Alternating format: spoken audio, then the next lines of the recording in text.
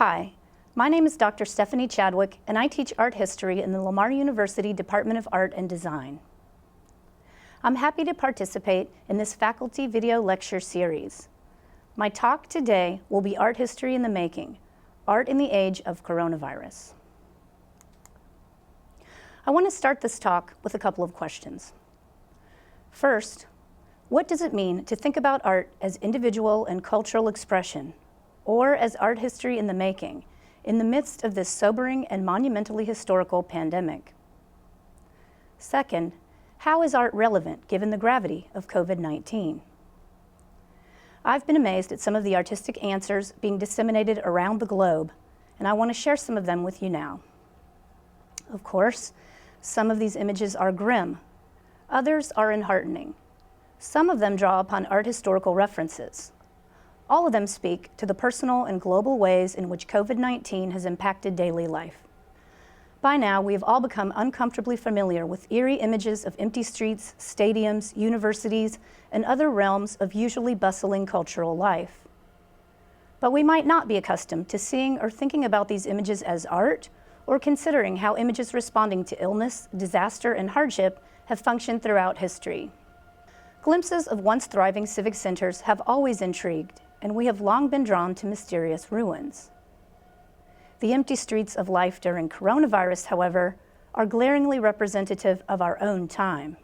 Some of these images resonate with dystopic views of alienation in modern life that have disseminated since the late 19th and early 20th centuries, particularly with the advent of cinema and mass media circulation. Some, and for the moment I consider photographs, suggest a surreal dystopia, characterized by futuristic and aesthetically interesting scenes. Appearing as though formal arrangements, such photographs show us a world with only traces of human activity.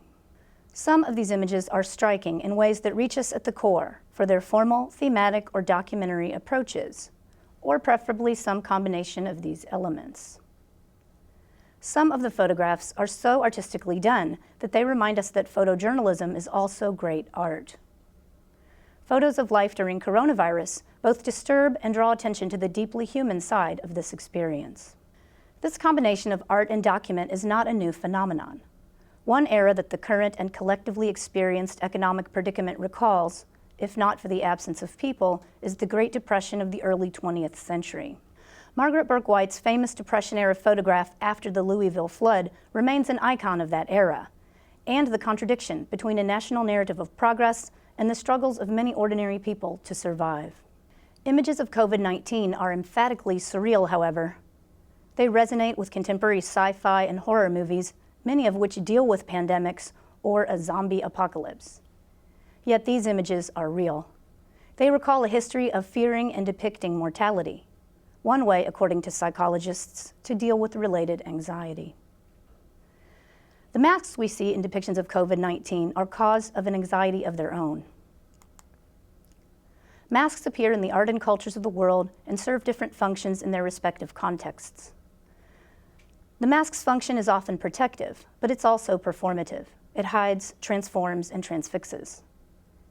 As such, the mask escapes the realm of ritual, theater, and warfare to serve also as a major art historical theme. In the era of coronavirus, the mask protects, but it does so, it appears, at the expense of some of our humanity.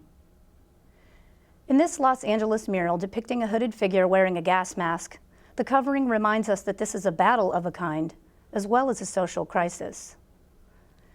The depersonalization of the mask can be seen in the art and warfare dating back to the armor of antiquity. Here, I consider a World War I battle scene by German artist Otto Dix, from his own horrific memories of mustard gas, devastated landscapes, and the masked faces of his comrades.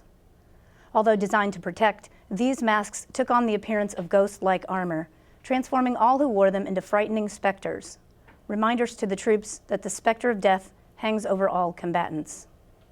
Of course, the specter and skeleton are emblems of mortality that reach us in the depths of primal fear and the drive to survive. Sometimes compelling, and sometimes depicted in more comic forms, the idea of life as a dance with death has long been portrayed in art. The dance of death points to the inevitable end, while also celebrating life in all its follies and absurdities.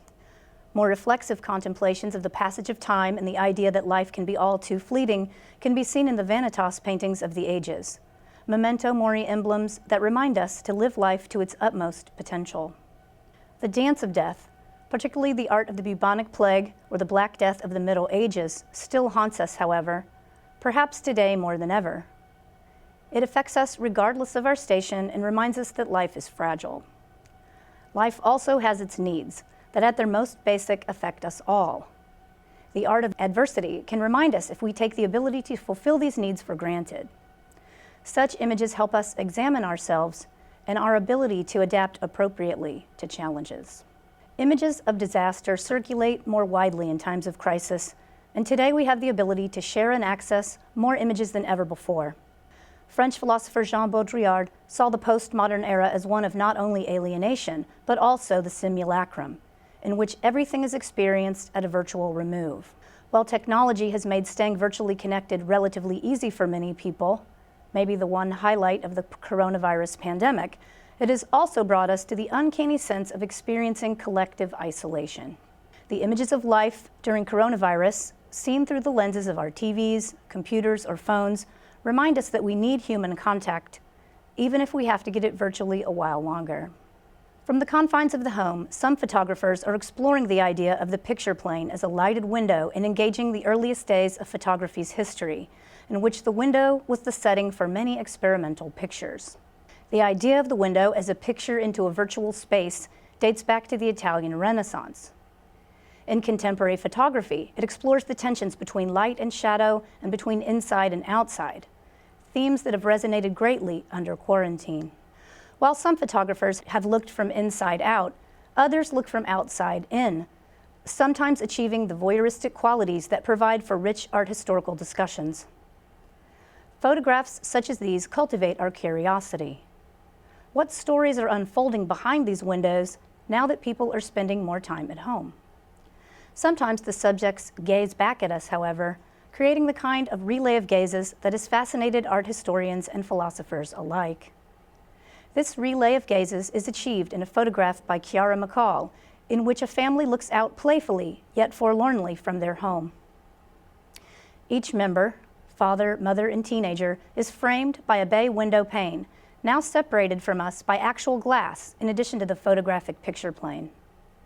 The inside-outside dichotomy is enhanced in this photograph by the play of reflections on the glass that superimpose a ghostly street view over the faces gazing back at us. Close looking at these images reveals that words have been scrawled on each of the figures' foreheads to create the sentence, "We are stuck in quarantine." Some of us have gone a bit stir-crazy and are finding unusual ways to spend indoor time. Photos by travel photographer Aaron Sullivan in a recent edition of the Washington Post use figurines and household items to create fictitious travel scenes. The phenomenon of old master recreations has taken off well beyond art appreciation and art history classrooms. The photographs of these staged recreations being posted on social media remind us that humor and play also help us cope and make life more fun and interesting regardless of the circumstances. Art therapy has also helped, and adult coloring book sales have soared. So have other more serious and more playful art supplies been handy, as creativity replaces trips to Starbucks. This recreation of Edward Hopper's painting of a woman sunbathing at a window seems particularly relevant to those sheltering in place in urban settings. All kinds of art historical juxtapositions are being made, many of which combine the images of the face, how we recognize a person, or indeed many famous artworks, with the mask that hides or transforms identity. This masked Leonardo figure was produced by artist John Seed for the contemporary art magazine Hyperallergic, an online journal known for dealing with art and its discontents. The same journal features stories about how people are creating unusual video game art and even unusual masks during quarantine. The old masters grace the realm of street art as well, even if there are fewer viewers in the streets.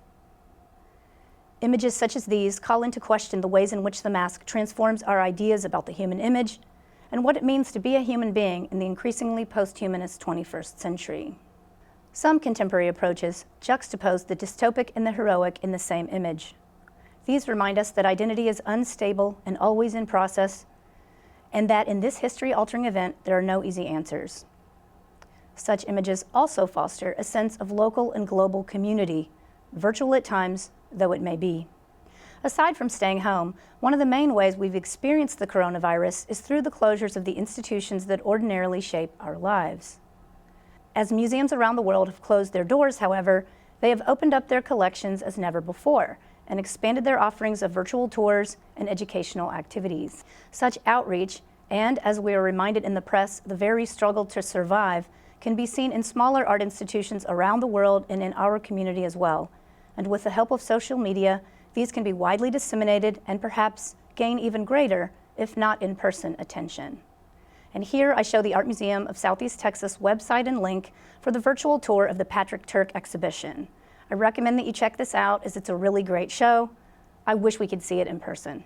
At the federal level, the CARES Act is also circulating badly needed funds to the arts and other important fields in cultural and intellectual life. Individual artists, collectives, and foundations have also responded to the coronavirus with outreach. As one example, the renowned auction house Christie's and the Andy Warhol Foundation are auctioning some of the artists' photographs to help artists struggling during the coronavirus. In a similar vein, in Cincinnati, the organizers of the Photo Focus Biennial have converted its budget of $800,000 into grants to help the artists and venues that would have participated had the event not had to be canceled due to coronavirus. In Los Angeles, artist Tony Kelly has sold some of his art to support the furloughed staff of regional hotels. His photograph, Turbulence of a Woman Sipping a Martini in Flight and Spilling It, reminds us of more carefree times and the likelihood that air travel will never be the same. A notable example of artists' interventions is a work by Annie Powers, one of many donated by New York artists that raised $850,000 for the Elmhurst Hospital hit especially hard by COVID-19. Here, I also show patients lined up for testing at that hospital, from which enlarged photographs of pediatric patients appear to gaze out at the dreamlike scene. Depictions of illness and recovery have also featured in art history. Matthias Grunewald's early 16th century Eisenheim altarpiece is a case in point. Created for the Hospital of St. Anthony, the patron saint of sufferers of skin disease in Eisenheim, Germany, this artwork depicts the figure of Christ with the marks of the horrific effects of ergotism. This disease, known as St. Anthony's fire, affected many people, especially those considered peasants, attacking the central nervous system, causing hallucinations and sores, and eventually an agonizing death. By viewing such an image, those suffering from the illness might find solace and perhaps some comfort in the idea of an afterlife salvation. Another iconic artwork that speaks to the collective experience of illness is the painting Napoleon Bonaparte Visiting the Plague House at Jaffa by French painter Antoine-Jean Gros in 1804. This painting depicts the dictator-turned-emperor Napoleon during a 1799 attack of the plague that infected his troops during their invasion of Egypt.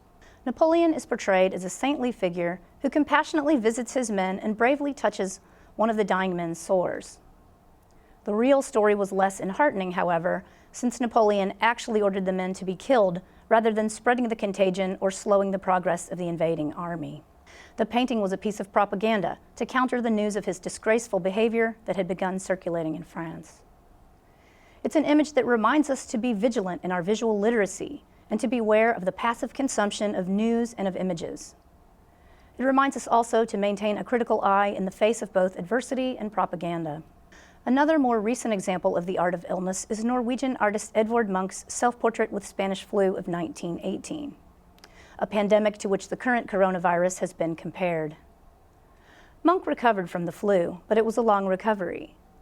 He was lucky, however.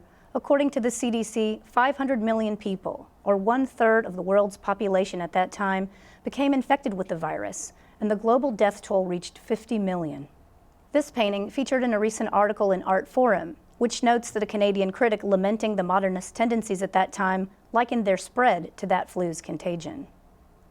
In that same article, I learned that that epidemic also led to the kinds of temporary museum closures we see today during the coronavirus. Depictions of illness take new forms in the 21st century. Some of these creative responses have understandably been affected by the current pandemic. According to Art Newspaper, a transnational project titled Contagious Cities, dealing with the histories and threats of pandemics, and that began as a centennial look at the Spanish flu of 1918, had to close, ironically, this year due to coronavirus. Angela Sue's 2018 Cosmic Call is one of a number of 21st century works dealing with illness that was slated for that exhibition. Since biotech and other issues of the body are key features of some contemporary art, as are the issues of health and wellness, we can expect to see many artists respond to COVID-19 with creative work in the coming days. In the meantime, and also featured in the art newspaper, Iranian artist Parviz Tanavoli has already begun responding. He has produced Nightingale medallions to benefit hospitals in Iran hit especially hard by COVID-19. According to the artist, in Iranian folklore, the nightingale is a lucky bird bearing good news, and the cypress tree is a symbol of long life. Graphic designers have also played major roles in campaigns to stay home and stay healthy. We have seen so many reminders, yet still benefit from these infographics to help the spread of coronavirus. In fact, I just saw one of these infographics on the Lamar University campus. A refreshing coronavirus campaign appeals to the spirit of World War II victory gardens. That awareness and call to action program promoted individual and collective empowerment during wartime food rationing and supply chain shortages. Such imagery is being redeployed during the current pandemic, transforming the fear of lack into a communal effort to thrive. These images and these calls to action from the Farmer's Almanac to the New York Times resonate today and remind us, even during crisis, many have rediscovered greatness and the simplicity of nature, even if it is in our own backyards. I want to conclude this talk with an image from the University of Grand Bassam in West Africa website. This circle, representing the globe surrounded by hand-holding figures, symbolizes both diversity and unity in the face of adversity. It reinforces the relevance of images to our experience of the COVID-19 crisis, suggesting the powers of images to convey our ideas, emotions, and experiences. It also reminds us that we're all in this together, even if we can't hold hands right now. Thank you.